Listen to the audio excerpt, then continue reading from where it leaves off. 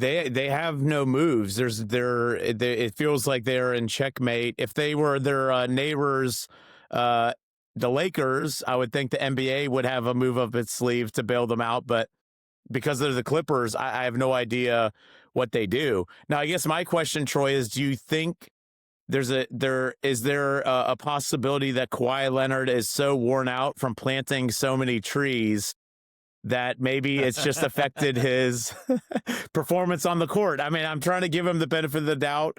He's a all-time NBA player. I mean, we're watching the best team in the history of the NBA. Mm. That's the take. That's the overreaction. They are demolishing teams.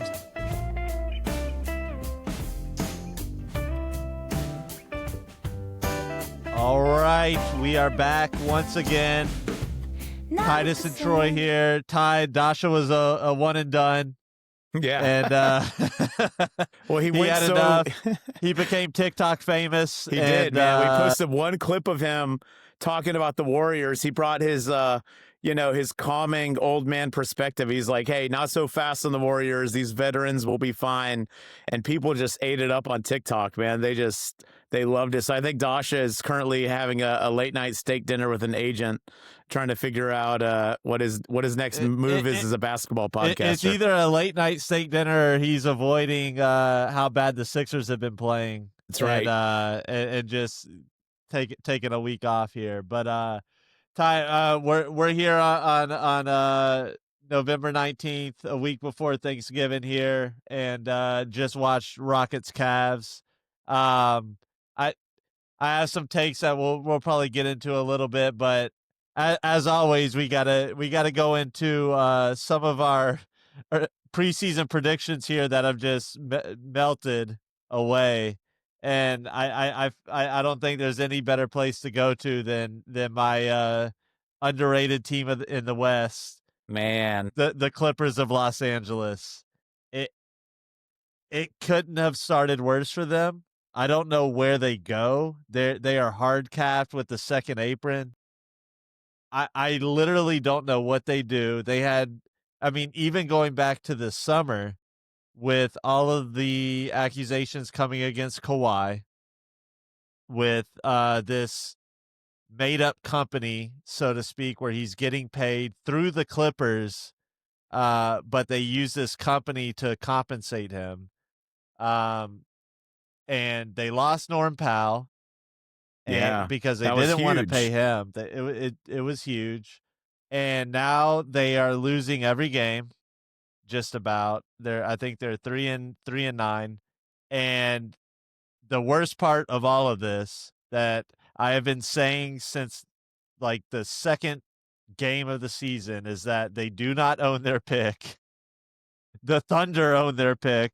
That is unbelievable. The Thunder have a chance of getting in what is a generational draft. I mean, it started as top 3. If you have a top 3 pick in this draft, then it could be franchise changing. It's gone up to like 5, 6, maybe even 7. You're getting a high impact, possibly franchise changing player.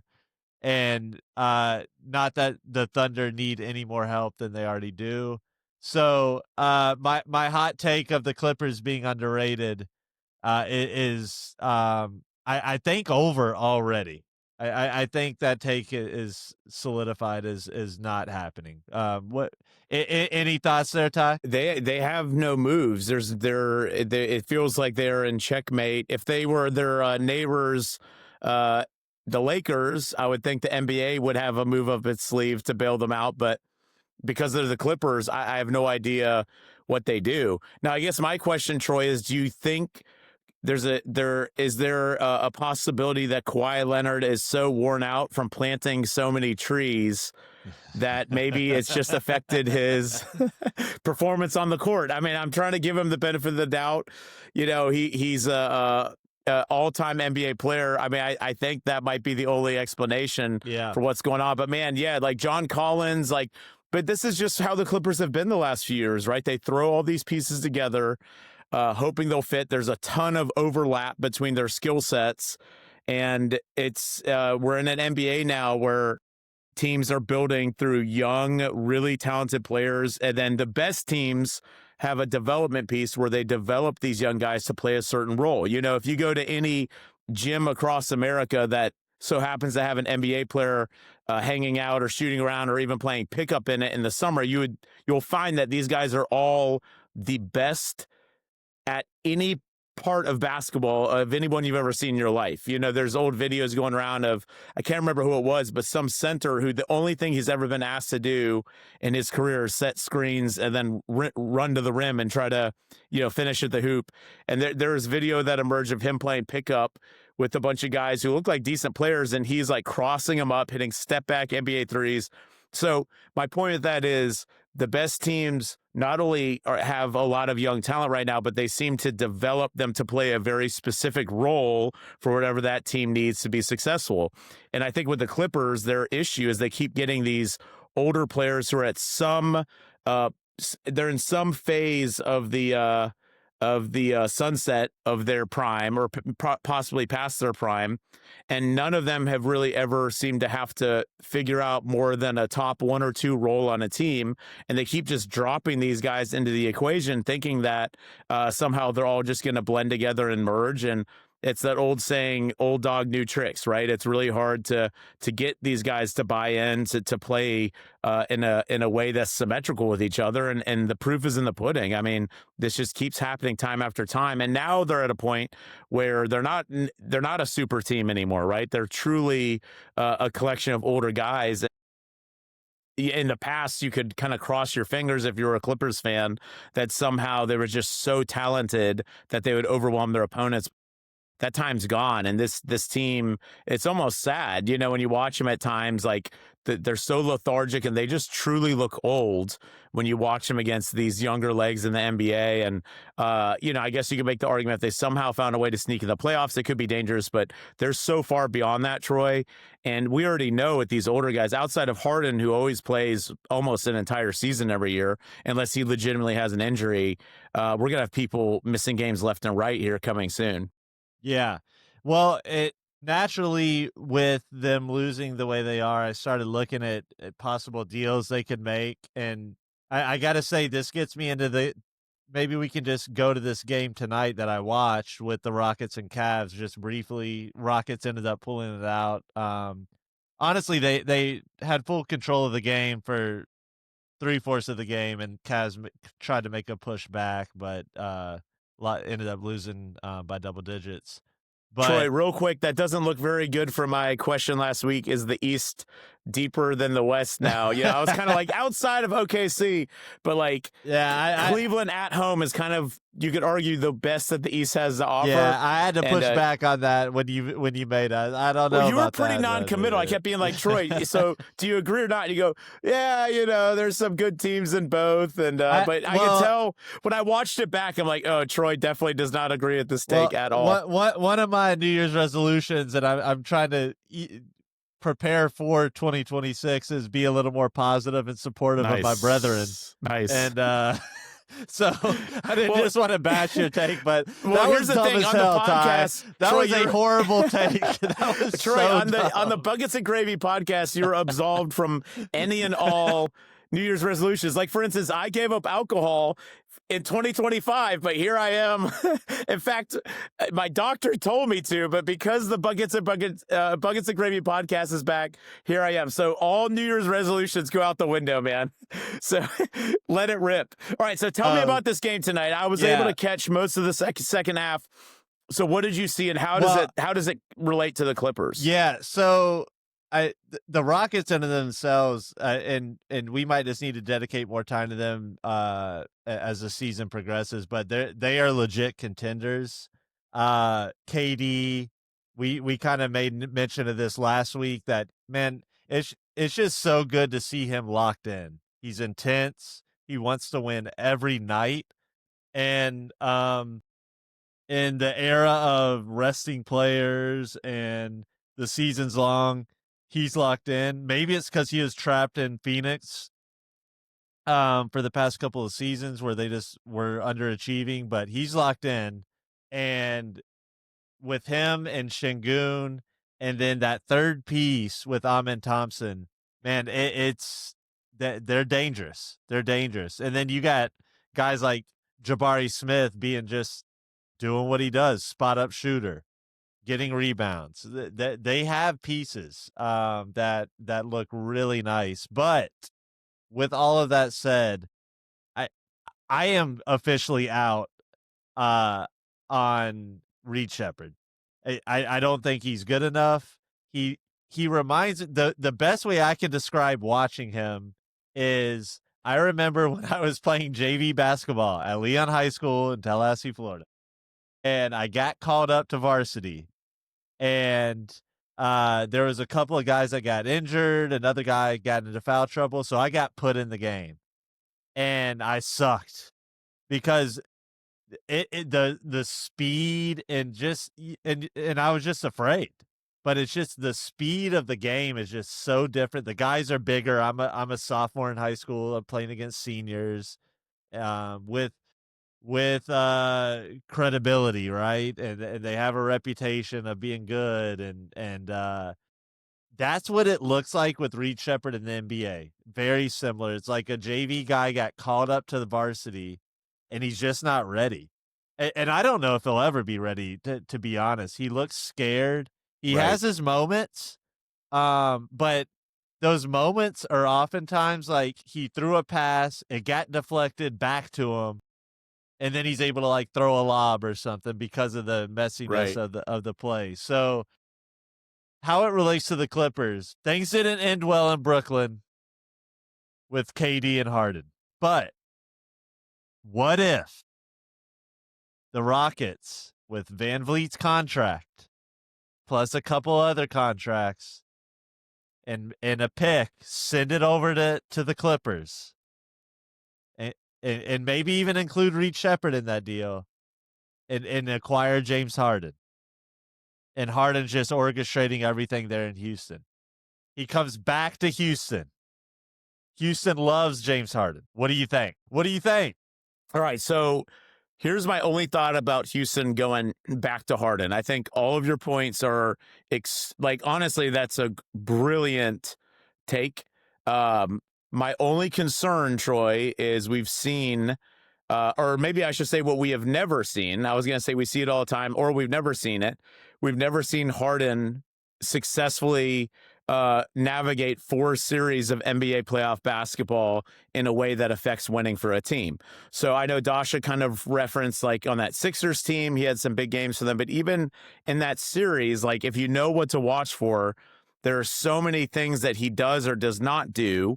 That is, like, there's so little room for error in playoff basketball, particularly on defense, but even little offensive stuff. He just becomes a different player. So I think I really like where you're going with this. I guess my question is, with the Rockets at what, 10-3 right now, it, even though they wouldn't be giving up much, so to speak, at least for this year's title run, Reed Shepherd, who cares really at this point? And then Van Vliet, who knows how he'll come back, but specifically for this year, it doesn't matter. I don't, is this subtraction by addition? I don't know. I'm so off on James Harden, especially when you look at Udoka as the coach. Like, how long would he be willing to put up with some of the James Harden that we, at this point, expect? We'd be shocked if it didn't happen during a playoff series. And I guess the only other thing is, like, the ball is in the hands of the right people right now. I think sometimes you get a point guard that, yeah, it's nice to have a distributor, but when you have these 3 guys, particularly Şengün, Durant, and then Amen Thompson, it just feels like there's a synergy with how the ball is being shared that I don't even know if you want to put another piece into it. And here's the other thing, would that ruffle Durant's feathers? Maybe Durant's saying he wants it, but you don't know if Durant's actually saying what he actually thinks, Then let's say Harden gets there and, he's being ball dominant or whatever. Did you make this big move just to, throw off what seems to be really good chemistry? Now, the argument for it, why I think you're smart, is what if they get to the playoffs and the story then becomes, when they lose the series, they didn't have a playmaker, they didn't trade for a point guard, things got tighter and they really needed that one guy to just help facilitate. So it's a fascinating thing you bring up, because I don't know where I land. I think I favor the side of not do it being in the James Harden business if you're a contender. But it's a very fascinating point you bring up, and obviously the fact that it's Houston and all that. Yeah, well, and even watching tonight, game 13 of the regular season, right? But there was a moment, towards the halfway through the third quarter to into the fourth quarter where the Cavs made a huge run, and had all of the momentum, and it was playoff atmosphere-esque, right? And it was just clear that Reed Shepherd could not match the intensity level. Again, it's 13 games into the season. He needs time to grow and just reps in an NBA game.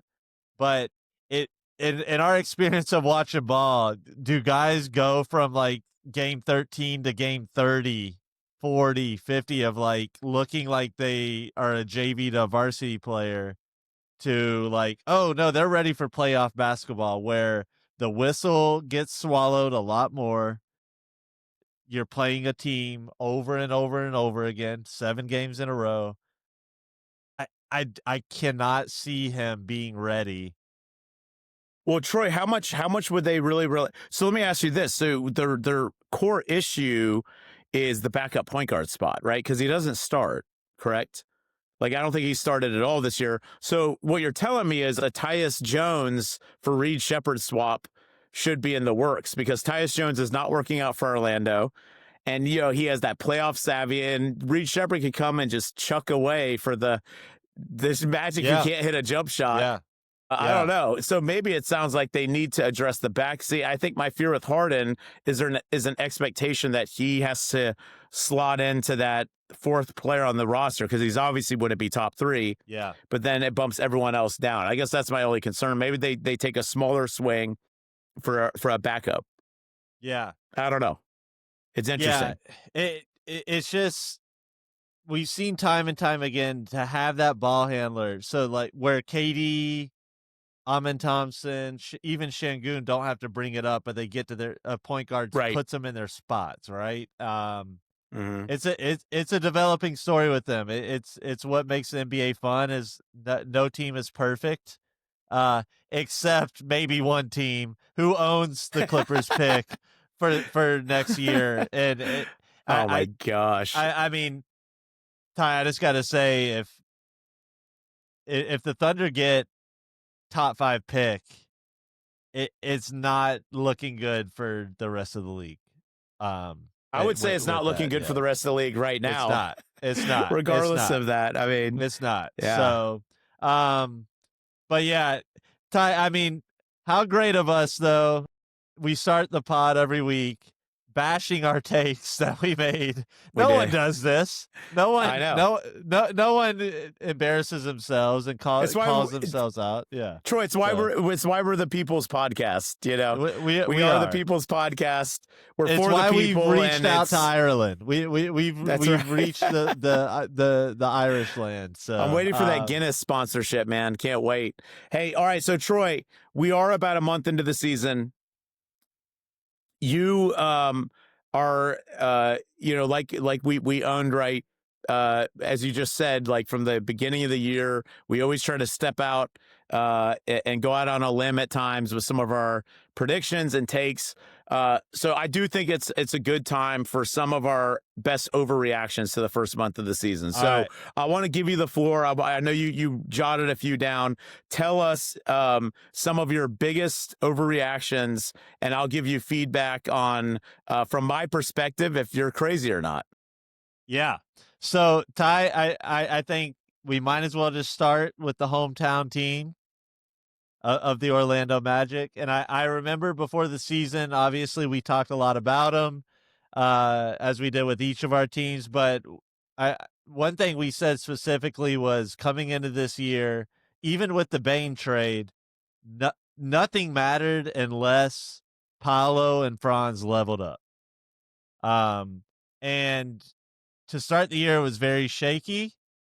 It looked like they actually regressed, and the offense looked worse than ever. The defense was not happening. And then all of a sudden, Paulo got hurt. And since then, the Magic are on a run. They're beating the crap out of teams. They're beating good teams. They're having good wins. Franz and the offense looks fluid, and the defense is back too, man. I mean, they're getting great stops. And the offense is just looking a lot more fluid. And so I thought I could go a number of ways with this, Ty. I thought, should I aim it at draft status or whatnot? But I'm just gonna go all in. Okay. I think the Magic need to get rid of Banchero. He's your top asset. You could get a haul for him. And the reason I say that, it's clear him and Franz do not work. But I gotta say, outside, like, he has big games, and he's not a bad player.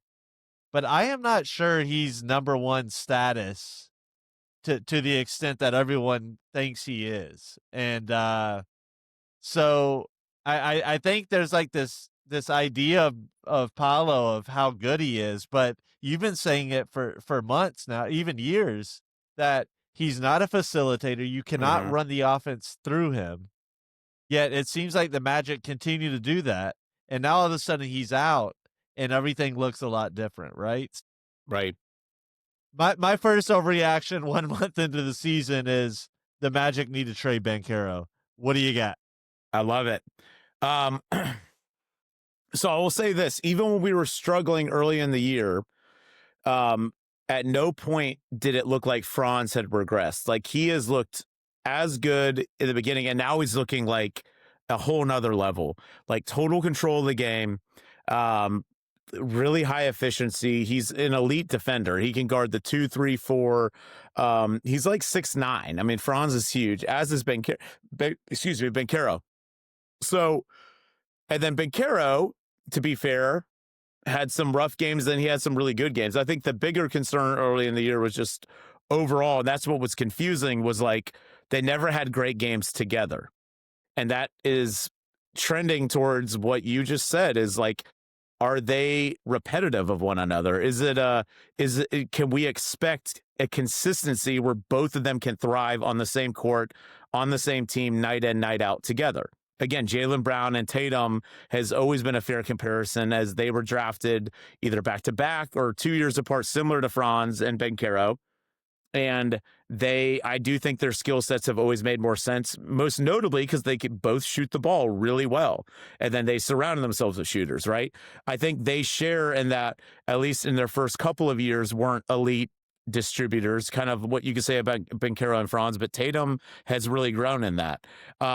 Troy, you might not be crazy. That you might be onto something. When I look at it, if you look at the off-on numbers, Banchero on the court, without Franz, we're a plus. We're like a plus 10 to 10, somewhere in that range.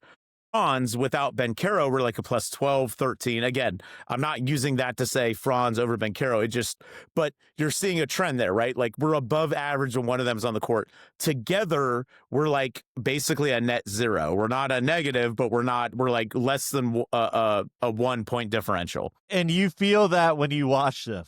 Right. It's just a struggle, like, right? Right. Yeah. Yeah. And at the end of the day, I think even when they're playing together, some of their best moments are when we stagger them. Like, now, that to be said, there are some stats that support when our starting five group actually plays together, they have a high point differential. Now, with both of them off the court, it plummets, right? So it tells you we have something there. We're a contender in the East with some combination of them there, and without them, there's a massive drop-off. You know, I always use the John Moran example a couple years ago. It was always weird that the team didn't miss a beat, wins and loss-wise or point differential-wise, when he was off the court. Even that year they got the 2 seed. Like, that, in hindsight, that was kind of a red flag that no one was talking. It would get mentioned, like John Hollinger, different people would bring it up, and then we just didn't think much of it. So that means something. So to your point, Troy, when I project ahead, I don't know. They're gonna get better. Franz has gotten better every year. Paulo seems to have gotten better every year, even though this year it's been cut short by the injury he had last week. All that to be said, I don't think there would be a better time to try to see what you could get for one of them, right? If you can project ahead, if you have a real visionary in the front office that says, I don't think, even at their very best of where we could realistically project them, I don't think these two work together. In fact, but they're both great in and of themselves. And the fact that our team plays similarly when just one of them is on the court, but that has to be taken into consideration. So it would be very ballsy, but if we're essentially even when it's just Bencaro or it's just Franz, but Bencaro objectively has a much higher trade value, I would say. I think he just does. I think most people around the league would project him a little bit higher. There's kind of a split between Magic fans even of who's better for us. I don't think it's crazy to look at what we could get for a Bencaro, because we would get an absolute haul. I mean, we would get it might not be an A+ for an A+, but we might get 2 B+ and maybe a young guy who projects to be a B+, maybe A-, you know. So I don't know. I don't know what we should do. I'm enjoying that we're playing good defense again, and I think that's the key. And it seems like it really started probably a little bit before that Knicks game, but really last week that Knicks game really kicked something off, I thought, where our defense just looked unbelievable. What I will say is Anthony Black has to be on the floor. So again, that provides an issue, right? Because I think Suggs, as much as I don't think Suggs is a point guard, I think Black is the perfect, those two combo guards together really make a lot of sense because they both could guard a 3 if they have to. And then you have Bane, who needs to be on the court. And Black just opens up so much for us. Like, he was unbelievable in our last game when we beat Golden State. I mean, Black was everywhere. He was slashing. He was blocking shots. Suggs had the game-winning block. They just look like just a hyper athletic backcourt that for the most part won't take bad shots. Suggs has really reeled in some of his wild shot taking that he kind of dabbled with in the past. So you start going through the lineup. Okay, if we're a 3-guard team, if we are clearly better when those 3 are on the court, then that only leaves room for one, because we have to have a center. You know, Bencaro and Franz, maybe if you're doing some sort of like ultra small ball lineup where you can do it, but that's not like a championship lineup. That leaves one more spot. Like, we are objectively better with those 3 on the court. And then so right now, when you have Franz in there with them, we are a smaller group, but Franz is a nightmare to defend at the 4. Like, most teams, like, he presents a major mismatch and then he can go guard most teams' 4s. And that's why we almost beat Houston. We should have beat Houston. We essentially choked at the end. And as much as I love Anthony Black, he had an unbelievable and one dunk and then missed the free throw. And then Şengün got a bucket. I think we were playing Isaac at the 5 at that moment. And Houston's good. They tied it and then won in overtime. So you're not crazy, Troy. And I think it's not because Bencaro is bad either. We just have this really unique situation where we have 2 I'm going to go out and say very special young talents. I think they both qualify for that we would be better off getting an absolute haul for one of them to just solidify our roster for years to come, to fill every weakness that we possibly have right now and roll with that. And it would be so risky, and I don't think anyone would have enough balls to do it, but it makes so much sense because right now we're basically playing rock, paper, scissors to see who plays the 4 between the 2 of them, because those other 3 guards have shown like that is an elite combination together. And I don't know how, like, there's no integrity in my mind of like when Bencaro comes back, like sending Anthony Black back to the bench, because he has been that valuable to our group. I guess the other thing we could do is look at flipping Suggs. As much as I love him, I think Black is shown as a point guard. He brings, I would say, even more than Suggs does with his ability to slash. I mean, Anthony Black has had some unbelievable dunks this year. Like, this guy is a special athlete. It's kind of what I wanted Fultz to be a couple years ago, and he just couldn't quite get there. So I feel like the Magic need to do something. I know we just did do something with Bane, but right now we're still, the puzzle pieces don't perfectly fit together. So Troy, that is not an overreaction. I think exploring Bencaro trades would absolutely make sense, and I think what we could get back could make it worth it. I mean, I think he is worth a lot, and in my mind, it could be the perfect thing to make our roster make sense finally. Yeah. Yeah, it's one of those things where, like, I think anyone that watches the Magic would say Bane even, but Franz and Paulo especially are unselfish team guys. Right. But when you watch them on offense, it's a lot of my turn, your turn, okay. Right.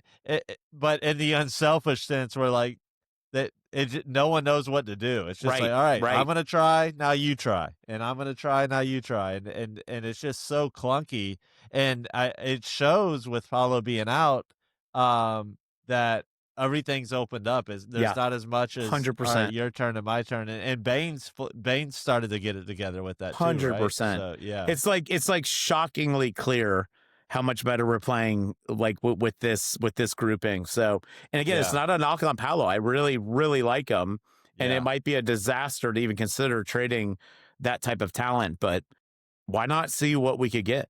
I don't know. Uh, the main impetus for me even saying trade him is because it doesn't seem like the Magic understand that he's not a playmaker. Right. Right. We see it on TV, but it doesn't seem like they have grasped that. Yep. Um, and so I don't know how it gets better if they don't see Paulo for who he is, which Right. is a dominant force, a skilled player, can make passes, but he's not someone that you're gonna just run the offense through as far as a facility. He's not Shangoon, I guess, Right. Right. is Right. to that extent, right? Right. As far as like an assist guy. So 100%. That's a great yeah, point. Now, and it's funny you said Shangoon because there's a part of me that's like, well, remember the Team USA before the Olympics, the summer before, and Paolo was starting at the 5 for them? And it was kind of interesting because he was doing some really impressive stuff. He was like 20 at the time. Could that be something they explore? And then that way it opens up Paolo and Franz being on the court, but then you keep those three. That's a really small group. And I don't know if we have enough rebounding on the court or interior defense. We have like none, like no interior defense with that group. I mean, Golden State could get away with it because they had Draymond. We don't have that. yeah. But individually, all five of those guys can all play some defense. Bane being maybe the weakest link, but the rest of the five can, or the other four are elite defenders. At least Franz and the two guards for their position. I don't know. Maybe they need to tinker with that a little bit. Yeah, I mean, tying all of this though, man, it's exciting that there's actual basketball stuff to talk about with the Magic. Right. And this is like real stuff because man, they can be a contender. I Mm-hmm. mean, the East is open. I mean, it really is. The East is open this year, Well, in my I mean, Troy, we opinion. made the Knicks look terrible last week. I mean, Yeah, that game was never competitive. Like we just looked so much more athletic defensively, like other than just random flops. In fact, Brunson got hurt on like a flailing flop at the end of the yeah, game. Like, yeah. I don't know. I mean, if It's you can open. manhandle the Knicks, then you can do it to anybody in the East. 100%, 100%. So I mean, I'm I feel the excitement of just talking relevance with the Right, Magic, and I and with this being an overreaction, I would assume the Magic do not make a move with Paulo and they right. move forward. Something has to be figured out with the clunkiness of the offense, and it's been exposed with him being out, right? Yeah, 100%. Um, so that this leads to my my next. I think just talking about the East, my number two overreaction 1 month into the season. The East has a lot of good players. Giannis, Jalen Brunson, and Cade Cunningham, who is the best player in the East. Point guard of the number one seed Pistons, who are on an 11-game winning streak Yeah. and Golly, just that's wild. demolishing everybody. And the proof is in the pudding, not just with the record, but when you watch the Pistons, Cade controls games. We said this 1 week into the season, even Yep. when they played the Magic, and the difference between Cade and Paolo. Paulo and even Cade and Maxi. Cade is just in full control.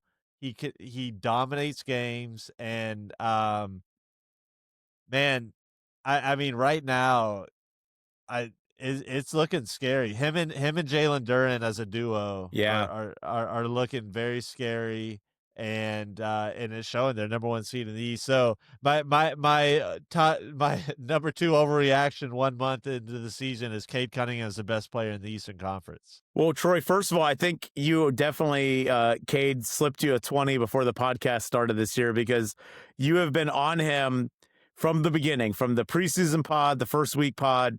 You've been all about Cade Cunningham, and you're right. I have nothing to argue that point. I mean, he's been that good.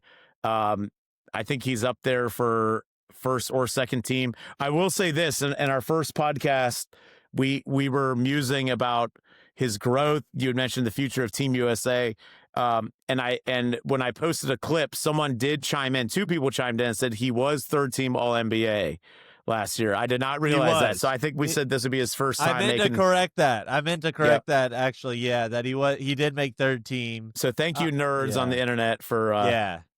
I'm like, all right, but what did you think about the rest of the pod? Why do you just have to correct our one mistake? We have no fact checkers, though. We're just literally going off memory. You fools. Ty, can I just say this? Sabonis has made third team All NBA. All right, so partially we don't even count third team All NBAs and All NBA, right? But no, I can even go back to when this USA team, the summer before, when they were prepping, and Cade Cunningham was on the select team. And I remember Brian Windhorst reporting, because he follows Team USA a lot. And Brian Windhorst reported that he crushed, like, wait, who did Brian Windhorst crush? No, I'm just kidding. Cade Cunningham crushed the actual Team USA. Like Drew Holiday, all those guys could not guard him. Yeah. Like, he just single-handedly just dominated. And so, I mean, at this point, he's 100% starting for Team USA in the next Olympics. Yeah. And last pod I did say, is he the best USA-born player? And Steph must have listened to the pod, because he went and dropped 40 the next 2 games in San Antonio. in San Antonio. But no, I mean, Cade's on a tear, and good for him, man, to stick it out there. He had Monty Williams, which was a disaster, and then finally got a taste of the playoffs. And honestly, they got royally screwed last year in the playoffs against the Knicks on that Tim Hardaway 3-pointer in the corner, where he got fouled and the refs didn't call it. Yeah. And so I felt like they were the better team that series. They very well could have won that series. Yeah. And who knows what would happen then. So we should have seen this coming. I've been on Cade, but I did not see them going on a double-digit game win streak, first in the East. I didn't see that. I can't take credit for that. But man, the proof's in the pudding. I mean, Troy, I think you're 100% right, man. I don't think there's, at this point, I don't know how you argue against it. I mean, he's playing like the best player in the East right now, and that's no shade to Giannis, but 100% agree. Yeah. So I'll just move on to the next one then. I like that you're agreeing with me. It makes me feel like I know what I'm talking about with the NBA here. So, well, I did a November resolution to just agree with everything you said on the pod. So, well, hey, so should we stay in the East, or should we go out west for a take? I'm feeling wild. Let's go out to the wild west for something here. Okay. So, I got a couple takes here, and I think we'd be remiss here if we didn't start with the Thunder. And my take here is just, we're watching the best team in the history of the NBA. That's the take. That's the overreaction. They are demolishing teams. The Kings are playing them as we speak, are finishing that game up now as we speak. And I didn't even need to follow the game. I know we're gonna lose, and but are you sure, Troy? Let me check real quick. I'll give you a quick score update just in case Levine had one of his throwback 50-point games. I mean, double-digit win guaranteed, and it's like it's every night.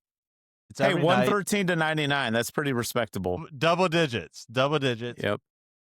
They have lost one game this year, and they were up 20 points in that game.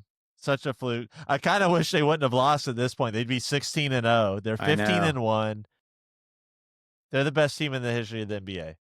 What are their all right, I will comment on that. So I'm old enough to remember I watched the almost every game of the 95-96 Bulls. I had WGN at our house, the first house we moved to in Tallahassee.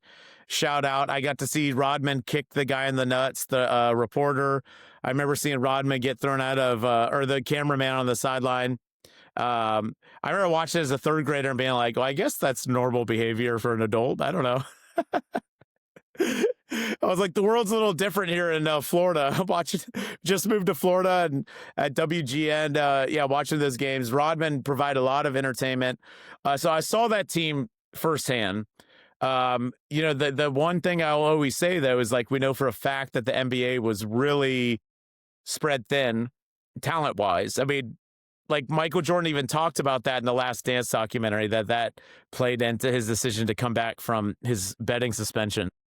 It's amazing that they did what they did. And then obviously that Warriors team was, ironically, a lot of people think the Durant Warriors team might have been better, but for that team to do what they did to win 73 was amazing.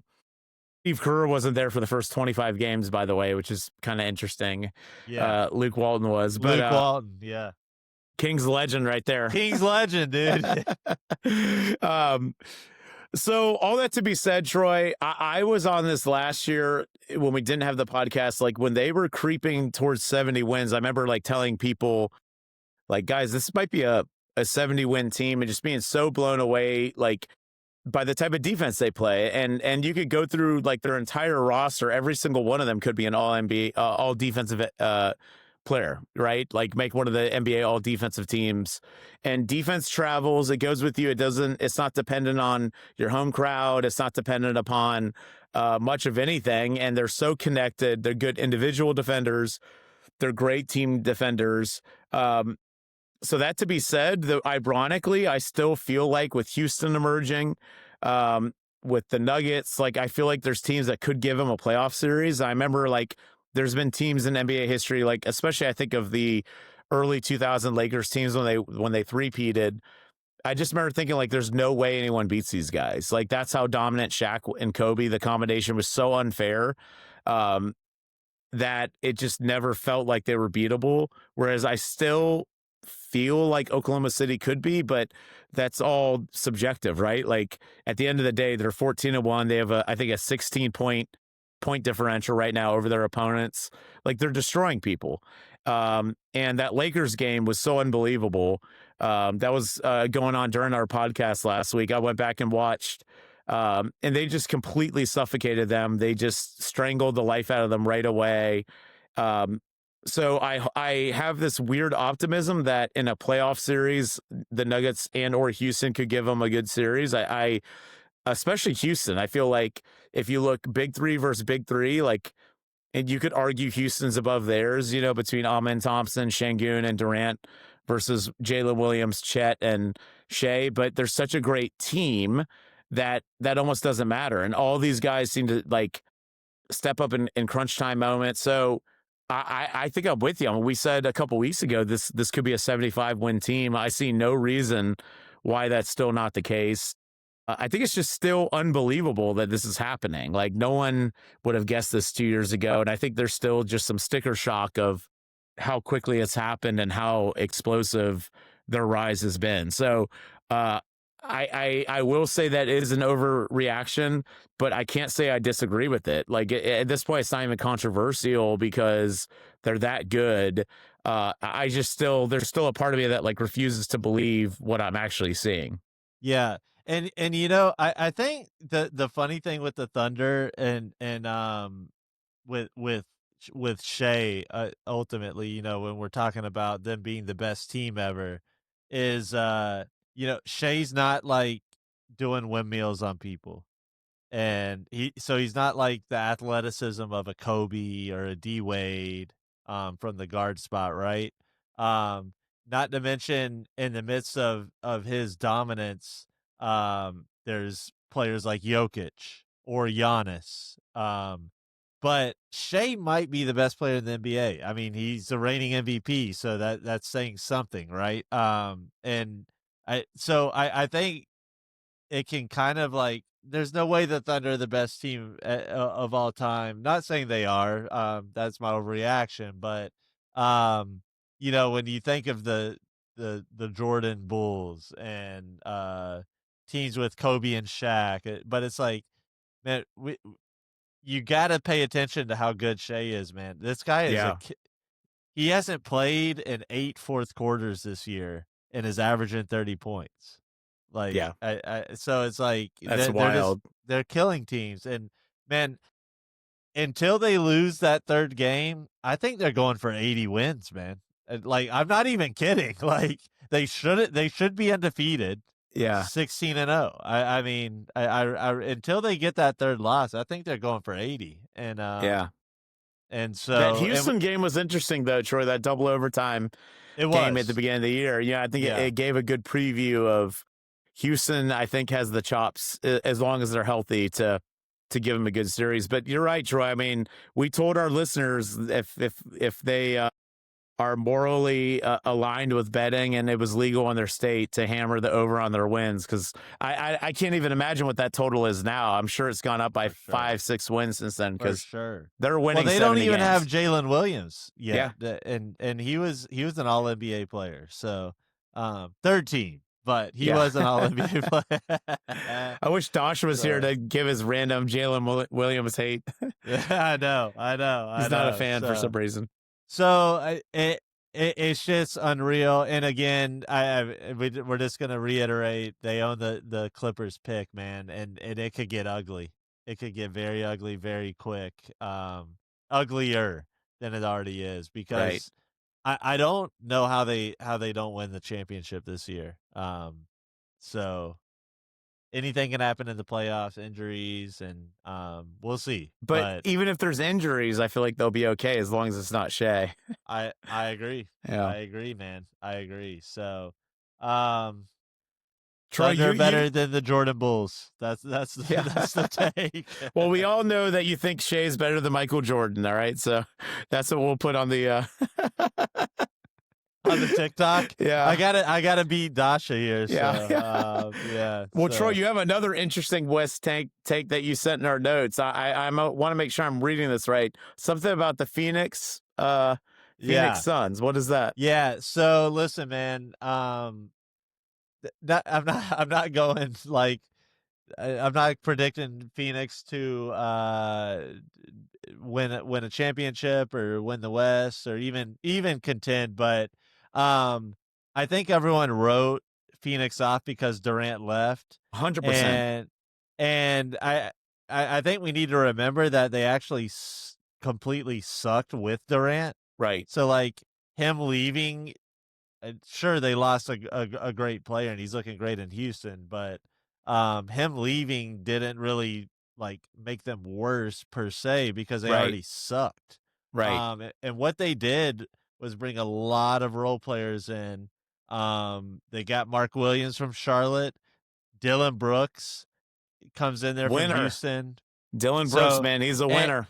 He really is. Well, and weirdly, I don't know why, but I've been kind of just following Phoenix, and if you listen, like Devin Booker, every press conference, every interview is talking about the energy that Dylan Brooks brings to the team.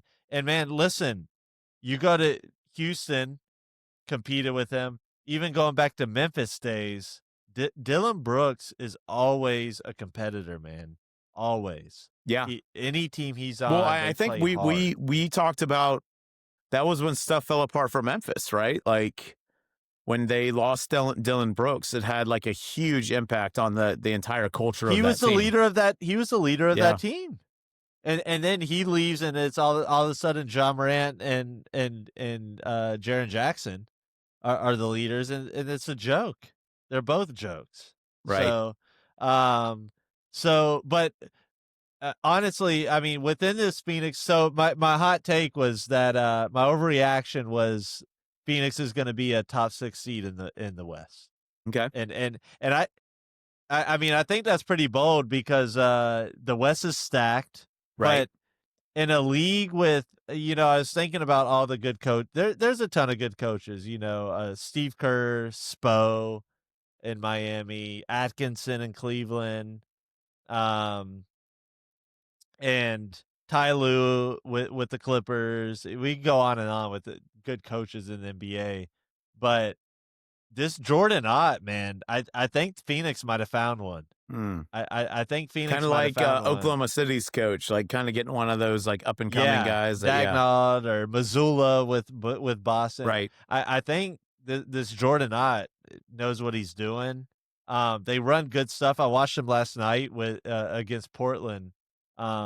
Which just a sidebar here. I have no clue why NBC starts these late games at 11 p.m. It's insane.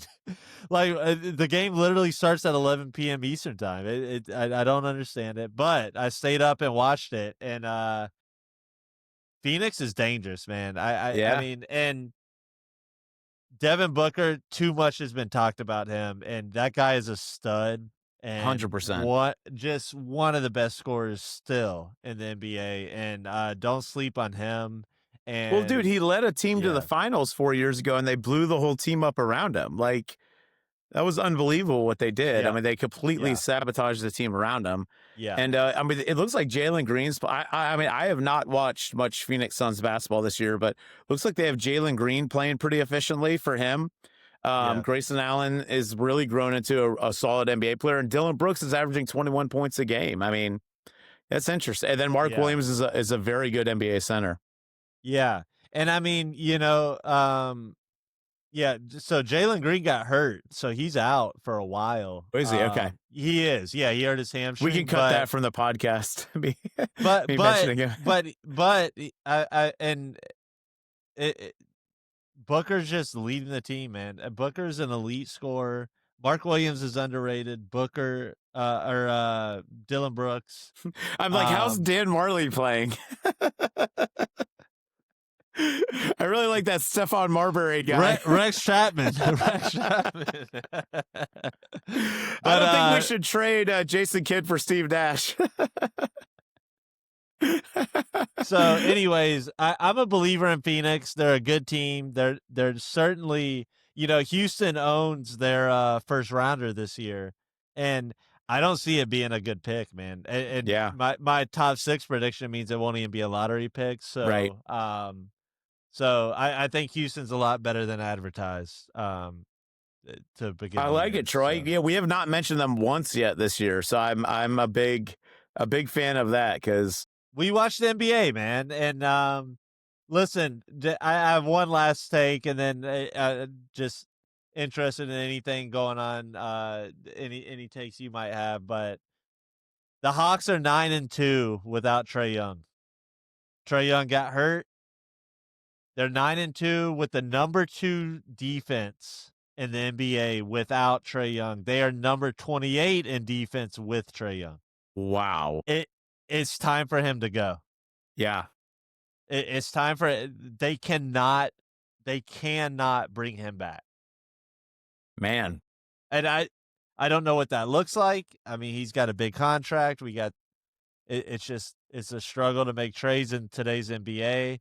But I don't know how you can just legitimately just bring him back to this team when they're just rolling.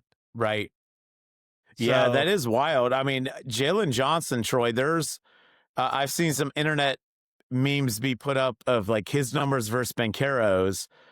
I mean, he's averaging as many points, more rebounds, more assists. I mean, that guy could be like a potential. I mean, he's a budding star in the league. I mean, he might be a superstar. yeah, You just don't know. I mean, he was number 1 recruit coming out of high school, going to Duke. right, Things didn't work out well there. But I don't know how you can bring Trae Young back to this team. He's such a defensive liability, and also he has to have the ball. I mean, if right. he doesn't have the ball, what good is he, right? So, um, the Hawks are in a predicament, man, and I'm not sure what they do, but those are just alarming, and that's my overreaction 1 month into the season is that they so but Wait, Troy, co why would Trey Young not make sense for Houston? we need to go into the trade machine. Yeah, I think you and I both need to spend some time there. He could. He very well could. Especially standing right next to Amin Thompson, right? right, right. So um yeah, I just don't know with cap room. I guess if they with the Van Vliet contract, piece a couple other contracts together, some picks, Yeah. they could do it.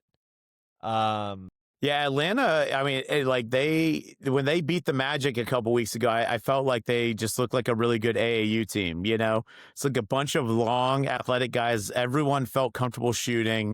They didn't have Trey Young. That was at the beginning of him being out. Um, and they I mean, play hard, right? They play very hard. hard. And Yeah. they're relentless. They just kept coming. Jason Daniels, like 2 or 3 times, just had these like unbelievable steals. Like obviously that's what he's known for, coming up behind guys, poking it away, just getting in passing lanes, stepping in, stripping it away. And it's just, like we're a very young team, the Magic, and we looked old. Like, and again, this was at the height of us trying to figure out like our spacing and our pace, but like there was no doubt who the better team was at the end of that game. They're a bad matchup for us. They always have been because of Trey Young, but they particularly looked like a bad matchup. So the Hawks are absolutely legit. And the Trey Young thing it feels like it would have to happen this year, right? Like why not move off of him, capitalize on what you have, even if it's building for the future. But I feel like they have a nice little a core group. Also, the other player there, so Dyson Daniels, and then of course Orlando Magic legend Caleb Houston. I didn't realize he landed there. I'd like to think he has the 5 minutes a game he's given him has something to do with it. Let me ask you this, Troy: how's Porzingis look? So in that, he did a little bit that game. Looks like he's putting up like 17 points. Just kind of doing his thing, right? I mean, He's pretty solid, efficient from man. three. Yeah, He's solid. And honestly, man, I want to give some love to Reese Shea. yeah, Everyone's like, oh, he's one of the worst #1 picks. But listen, man, he's a solid player. He is very solid and more than solid. I mean, that guy's a baller.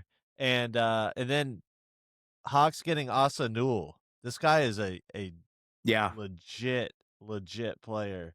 Um Man, they have a squad, dude. And the Great Barrier Thief, Dyson Daniels, greatest nickname in the NBA. Best nickname in sports. That's Yeah, amazing. yeah, 100%. Um, and listen, man, me saying they need to trade Trey Young, I like Trey Young. Yeah, I actually really like Trey Young, and I think he could I'm really impact another team. That's why this feels like absolutely. it could make sense. Uh, we can't forget the run he went on to the Eastern Conference Finals with Yeah, with that terrible Hawks team. I mean that team stunk. right. So I'm a believer in Trey Young, but with this team, I don't see how they bring him back, man. They're rolling right now. So Yeah, that's yeah, interesting. Do you feel like are they the favorite above the Heat to win that division? You think they'll finish yeah, ahead because they're yeah, neck and neck. They're both 9-6 right now, but yeah.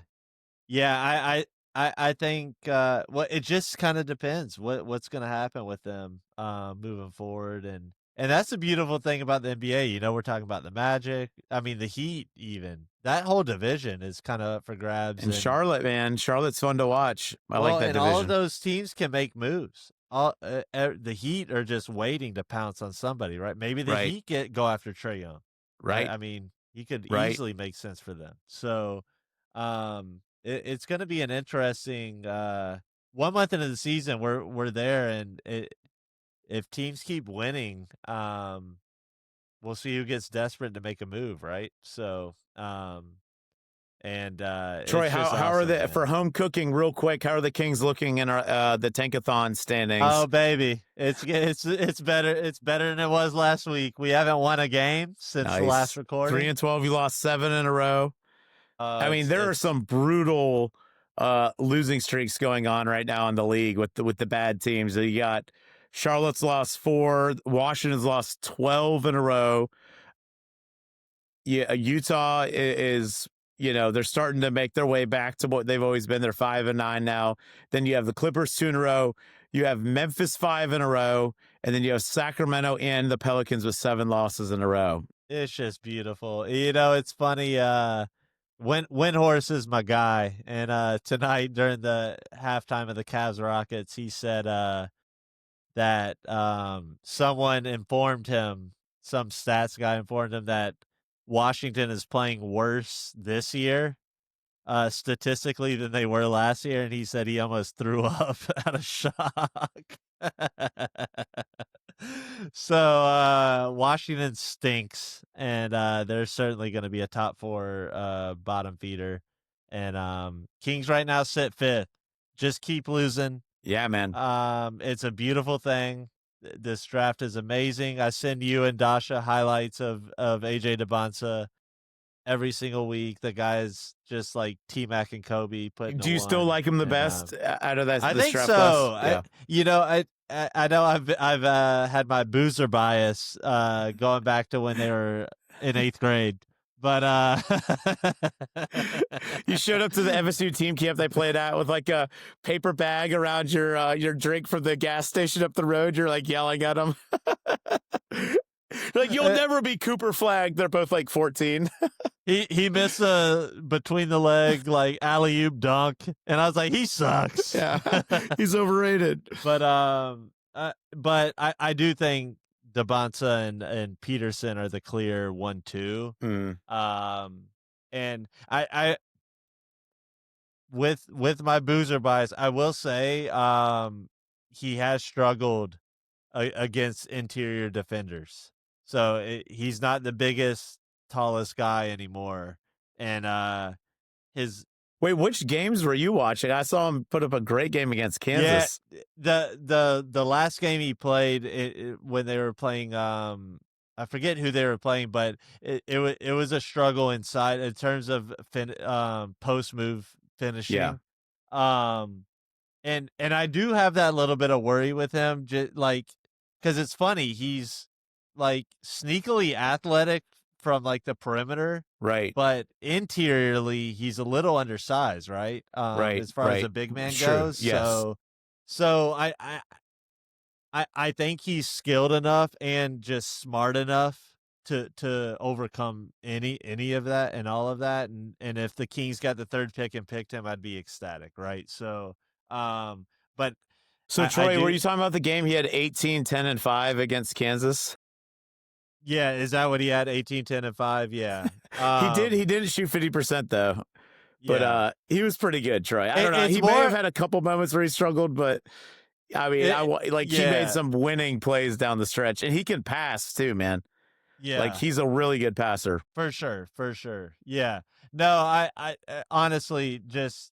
But the other 2 guys might be like something we've never seen before, or haven't seen him in 20 years, right? Yeah, they might be like 100%. Wait, how did the Kansas guy do in that game? The guard. I actually only saw Boozer highlights. He did okay. Yeah, it wasn't his best game. So, but at the end of the day, man, like even this guy from North Carolina, I've been watching a lot of him, and they're starting to compare him to KG. And like legitimately comparing to KG, and it's like get a top 4 pick, get top 4 worst record, and hopefully you stay there. Obviously, you have the best odds to stay. And man, the Kings just need to keep losing. It's great. I hate this team. I have proudly watched like less than a full game's worth of that team all season, and they stink. And Troy, it's so sad. It sounds like you're gearing up for I Hate Ref segment, but we have a little curveball, right? You have a different segment that you're going to drop on us. Yeah. So we're still finding, like home cooking, obviously Dasha's not here. We're not talking about the Sixers as much. Same thing, even with I Hate Refs. It's a fan favorite, but every once in a while you're going to pivot off of it. So what do we got this week? Yeah. I mean, I definitely had some games I could refer to for I hate refs. There was some terrible calls this week, but I for this week's segment, the just for our listeners, if you don't own League Pass, you got to buy it. Even if you don't want to watch the games, League Pass also shows you the in between timeouts. They don't cut away. There's no commercial. And they also show you halftime shows like the red panda doing the dishes on her head and stuff. Yes, But yes. so in this case with the League Pass, I'm watching the Magic, and of course they go fan favorite for every home game is the kiss cam. Yeah. And they're going, they show a nice young couple and then a nice elderly couple. And then I don't know why the Magic had to do this, but they show a guy by himself, like literally in a whole section by himself. And with the kiss cam, there's like romantic music playing, Yeah. and the guy's just sitting there just chomping on popcorn. That is Beautiful Orlando Magic. So that it's just like I felt so bad for the guy. He's sitting there alone, and he had no idea that he was on the kiss cam. Dude, this is like this is like the origin story of his like supervillain arc. Yeah. Oh, well, the best part of this is the next day I happened to be on Twitter. I saw this live, but then next day I happened to be on Twitter, and this is when I started fearing for the world, man, because I saw an AI video of someone put a supermodel into the into the picture, and they were making out in the kiss cam. And so that was my my joy of the week there. No, I hate refs. I do hate refs, but this week it was thank you Orlando Magic for your kiss cam. Yeah. And with all the fears I have of AI, thank you AI for just making my day. Oh my gosh. And for that guy. That guy's in a section alone. And someone gave him a supermodel that was making out with him, man. It was a beautiful thing. So yeah, I knew AI was gonna save us. gotta love the kiss cam. Gotta love the kiss cam. Oh my gosh. So Ty, great stuff tonight, man. Yeah, man. Any last words? Any last takes? No last words here. We're starting to get to that time of year where as NFL is wrapping up, the NBA is going to kind of be put on the main stage. So I like our ability to fill people in on what's going on in the in-between. But Troy, it just feels like this could be an active trade deadline. I think we got to keep brainstorming what could be happening because we might hit one of these, we might throw something out there that ends up happening. So keep that coming because, whether it's been Caro or Trey, very risky, very improbable, but nonetheless, I think fun to talk about because there's a lot of situations where just because someone's a good player and maybe even good for that team, there could be a situation where you leverage it to be great. And I think that's going to be fun to keep an eye out for. No doubt. And we didn't talk about them much tonight at all, but De'Aaron Fox is back for the Spurs, and it's just sad, man. His jersey's hanging back there. It'll always hang back there, and so it's sad times in Sacramento land, but we keep going forward. So R.I.P. De'Aaron Fox for the Kings, man. Sorry. R.I.P. De'Aaron Fox, man. Of course, Harrison Barnes dropped like 17 straight points last night. It's just a beautiful time. Yeah. Ty, this is awesome, man. NBA's awesome, and to our listeners in Ireland, peace.